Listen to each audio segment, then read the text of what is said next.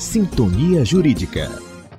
Agora você vai acompanhar a nossa entrevista especial sobre o novo Código de Processo Civil aqui nos estúdios da Rádio Universitária.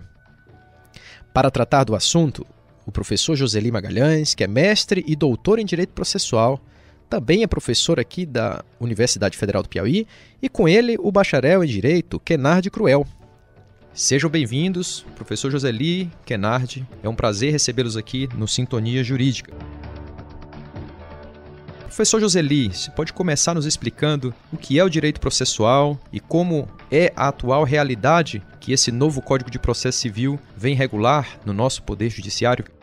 Fundamentalmente, a gente pode dizer que existem duas grandes partes do direito: o direito público e o direito privado. No caso, o direito processual, ele está enquadrado neste ramo que nós chamamos de direito público. É um ramo em que o Estado aparece em primeiro momento, aparece exatamente como sendo um elemento muito importante para a sociedade. É o que nós chamamos de jurisdição, que é a atividade do Estado de aplicar a lei ao caso concreto. Então, do ponto de vista histórico, nós tivemos a independência, logo depois da independência do Brasil, ainda na época do Império, nós tivemos a elaboração do primeiro Código Brasileiro, que foi o Código Comercial, por volta de 1850. E o primeiro Código de Processo Civil apenas aconteceu em 1939, ou seja, muito tempo depois, inclusive depois do próprio Código Civil, que é de 1916. Mas tivemos também os códigos de processos civis feitos pelos estados-membros. Cada estado, inclusive o estado do Piauí, teve um código de processo civil estadual. Em 1973, nós tivemos o segundo Código de Processo Civil e agora, no ano passado, em 2015, nós tivemos então, que entrou em vigor um ano depois, em 2016, nós tivemos ou temos o terceiro Código de Processo Civil do Brasil. Kenardi Cruel, me diga, o que você vê que o processo civil realmente pode fazer pela vida do cidadão, da cidadã brasileira, num regime democrático? Como é que o judiciário deve, segundo a nova legislação, atender aos anseios de direitos das pessoas?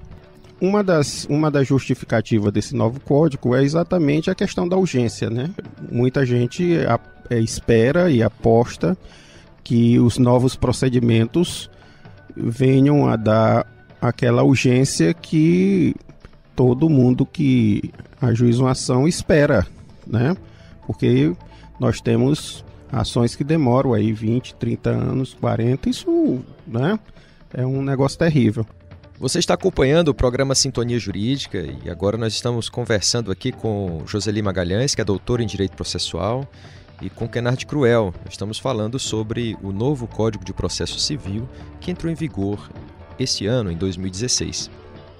Professor Josely, é interessante que essa modificação recebeu muita influência da Ordem dos Advogados do Brasil.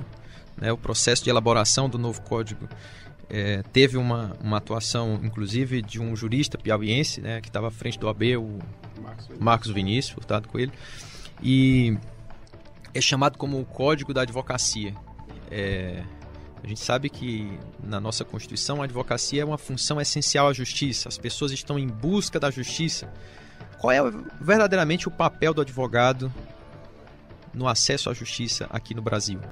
Primeiro eu gostaria de apontar que, para as pessoas entenderem, o processo civil, na verdade, é visto como um ramo do direito público em que se objetiva materializar os direitos e garantias fundamentais, concretizar.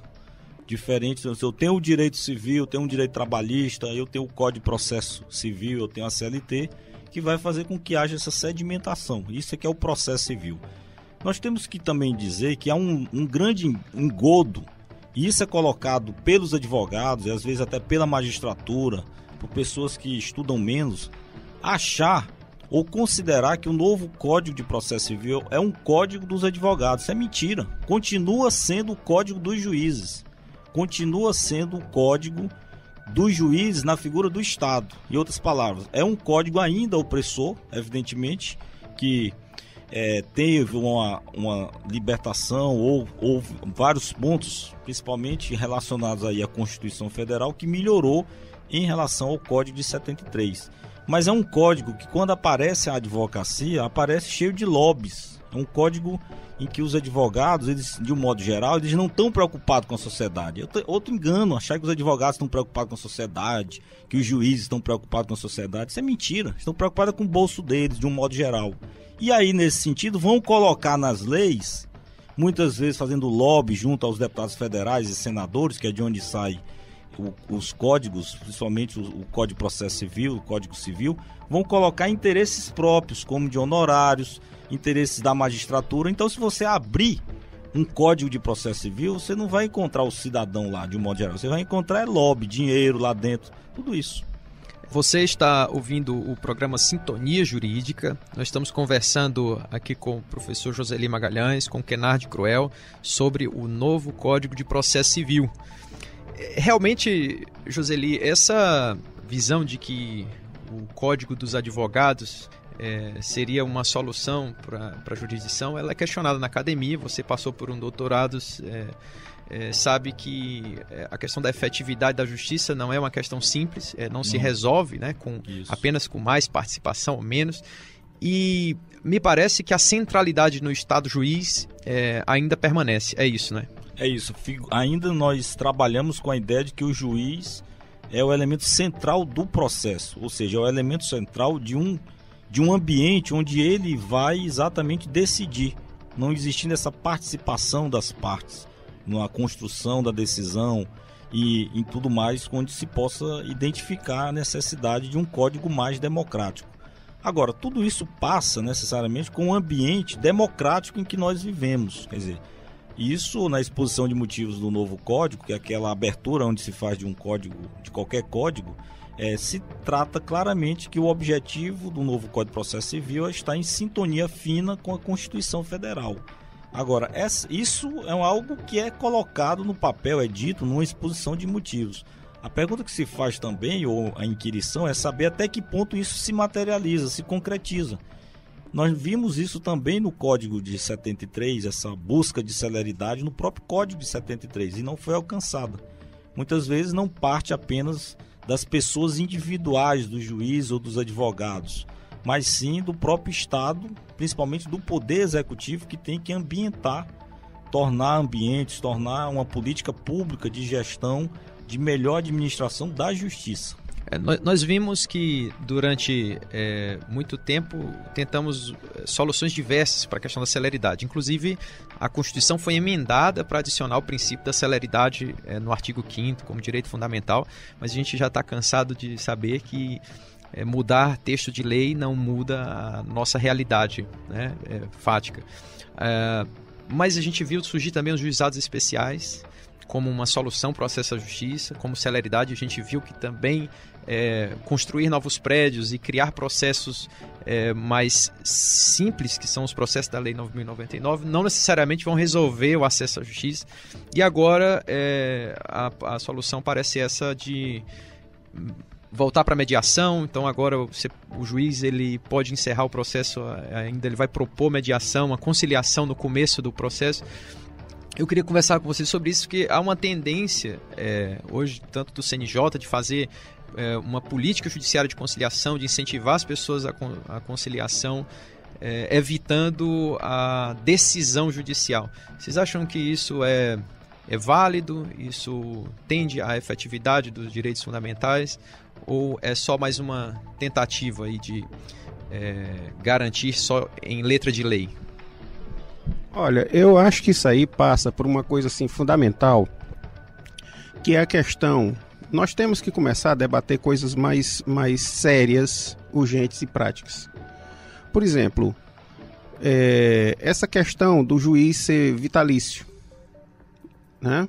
A gente já tem que repensar isso, quer dizer, o juiz não pode ter essa coisa dele ser vitalício, ele se transforma, ali ele não tem preocupação nenhuma de dar satisfação com ninguém, porque ele está garantido lá, ele tem aquelas garantias que ele não pode ser removido, não pode ter isso, não pode ter aquilo. Então isso é uma das coisas que eu vejo. Segundo, nós temos hoje o pior congresso em toda a história que nós já vimos aí, se a gente for olhar, examinar, que é quem faz a lei. Essa coisa, esse é um código do advogado, isso não é do advogado, isso é do juiz. Ora, a prerrogativa de fazer lei é do Congresso, né? Então ali está o quê? A cerne da questão está ali. O juiz é um aplicador da lei, né? E também temos que ver os colegas advogados que têm uma culpa terrível.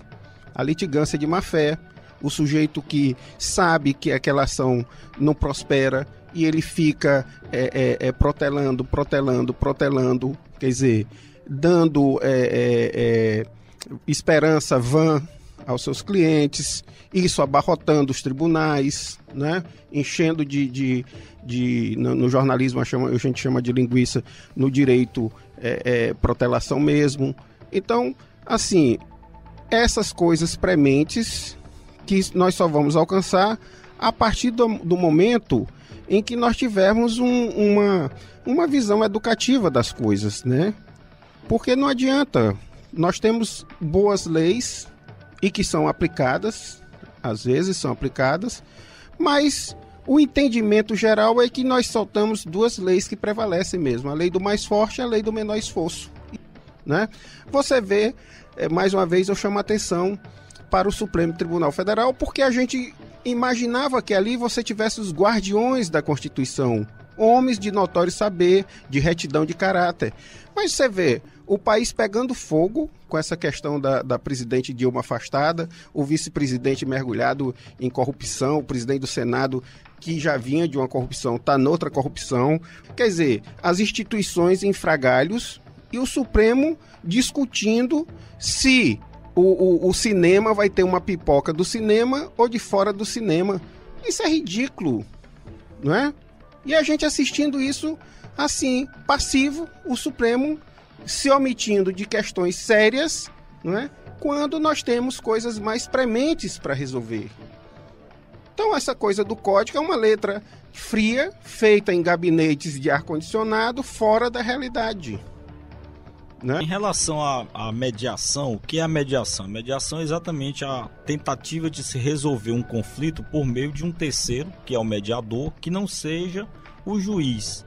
Ou seja, pessoas físicas ou pessoas jurídicas que irão resolver um conflito, que nós chamamos, esse conflito ele seria levado ao judiciário e transformar-se então em um processo. O que eu tenho sérias críticas em relação à mediação trazida pelo novo Código de Processo Civil. No fundo, isso se trata de mais uma política do Estado de não tentar resolver os problemas do judiciário e querem fazer com que os cidadãos resolvam seus próprios problemas. Seria uma terceirização da função jurisdicional. Daqui a pouco, você sabe que a nossa justiça já é quase privatizada, mas é às escondidas, né? Porque o Estado não tem agora mais o interesse de se responsabilizar em resolver os conflitos. Ele vai passar oficialmente, presente legalmente, para os terceiros resolver esses conflitos. É tanto que existe essas ideias que nós chamamos de conciliar é legal. É ótimo, para o juiz é ótimo, porque quanto mais acordo ele fizer, menos ele trabalha. Não tem toda a dificuldade de fazer o procedimento, colher prova, tudo isso. Ok, então é isso. Você acompanhou aqui conosco o professor Joseli Magalhães e o Kennard Cruel refletindo sobre o novo Código de Processo Civil que entrou em vigor no último dia 10 de março de 2016. Sintonia Jurídica.